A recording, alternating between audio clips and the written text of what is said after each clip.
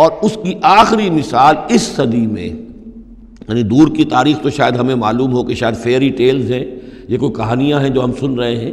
اس صدی میں جو ہوا ہٹلر کے ہاتھوں 6 ملین 60 لاکھ یہودی ختم کیے اس نے،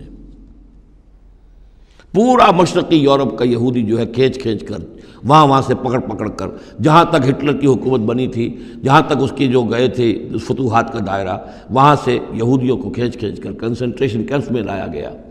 پھر خاص مشینیں ایجاد کی گئیں، خاص جو ہیں اس کے لیے ایسے بنائے گئے کہ ان کے لیے اب اتنے لوگوں کو قتل کریں گے تو دفن کہاں کریں، ان کو کیا کریں، how to dispose of the dead bodies.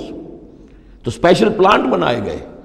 کہ ایک بڑے سے ہال میں داخل ہو رہے ہیں، وہاں سارے کپڑے اتروا لیے تاکہ یہ کپڑے بھی استعمال ہوں بعد میں۔ کہا یہ جاتا تھا کہ تمہارے کپڑوں میں جوئیں پڑ گئی ہیں تو جوؤں کو اس کو ڈیلاؤس کرنے کے لیے ضروری ہے کپڑے اتار کے آگے گیس کے اندر تاکہ وہ جوئیں ختم ہو جائیں گی۔ پھر ان کے بال اتروا لیتے تھے، عورتوں کے بال بھی شیو کر لیے، مردوں کے بھی، ان بالوں سے قالین بنائے انہوں نے جو نازیوں نے اپنے دفتروں میں بچھائے، ہیومن ہیئر کے قالین۔ پھر ان کو لے جا کر ایک گیس چیمبر کے اندر کے سب مر گئے۔ پھر اب وہ بڑے بڑے پٹے جیسے چلتے ہیں مشینیں، بڑے بڑی فیکٹریز کے اندر وہ پٹوں کے اوپر لاشیں چل رہی ہیں، پھر ان کا چورا ہو رہا ہے، جیسے کہ کہیں جو ہے وہ گھاس کاٹا جا رہا ہو یا کوئی اور چارہ جو ہے وہ کترا جا رہا ہو۔ پھر کسی خاص قسم کے کیمیکلز کے اندر ان کو تحلیل کیا کہ آخر میں کیا نکل رہا ہے، نہ کسی گوشت کا پتہ، نہ خون کا پتہ، نہ ہڈی کا پتہ، کسی شے کا پتہ نہیں، ایک بدبودار سیاہ رنگ کا مائع باہر نکل رہا ہے، اور اسے وہ لے گئے اپنے کھیتوں میں اور اسے بنا لیا کھاد۔ یہ کام اس صدی میں ہوا ہے، ہولوکاسٹ۔ اس میں زیادہ سے زیادہ یہ کہتے ہیں کہ یہ کچھ مبالغہ ہے 60 لاکھ کا، 40 لاکھ، تو 40 لاکھ بھی تو کم نہیں ہوتے، 40 لاکھ افراد کا اس طرح ختم ہو جانا۔ استأذن ربک لیبعثن علیہم الی یوم القیامہ، ان کا آخری وقت تو اب آنے والا ہے، وہ زیادہ دور نہیں ہے، لیکن اس سے پہلے جیسے شمع بجھنے سے پہلے بھڑکتی ہے،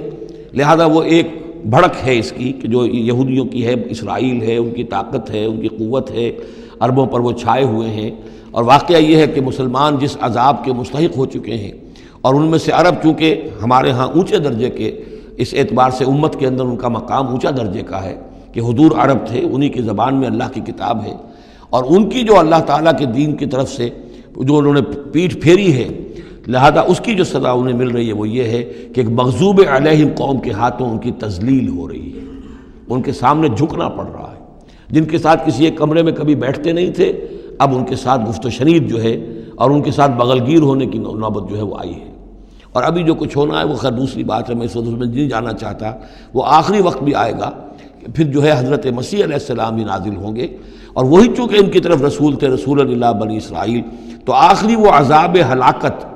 کہ جو باقی 6 قوموں کا تو آ چکا، حضرت نوح علیہ السلام، حضرت نوح کے سامنے بیٹا جو ہے وہ غرق ہوا کہ نہیں ہوا، حضرت ہود، حضرت صالح، ان سب کے سامنے جو ہے ان کی قومیں ہلاک ہوئیں، تو اب حضرت مسیح کو اٹھا لیا گیا تھا، وہی آئیں گے اور انہی کے ہاتھوں یہ اپنے کیفر کردار کو پہنچیں گے اور ان کا ایک ایک بچہ ختم ہوگا، لیکن اس سے پہلے ان کے ہاتھوں مسلمانوں پر اللہ کے عذاب کے بڑے کوڑے برسیں گے۔ To add insult to injury, کہ ایک یہودی قوم کے ہاتھوں، مغضوب علیہم قوم کے ہاتھوں پٹائی ہوگی، اور جو ہو رہی ہے، لیکن یہ کہ ابھی شدید تر صورت میں اس کا شروع ہونے والا ہے معاملہ۔ کوئی دنوں کی بات ہے کہ مسجد اقصی شہید کر دی جائے گی، اور پھر ایک طوفان جو ہے مڈل ایسٹ میں شروع ہو جائے گی۔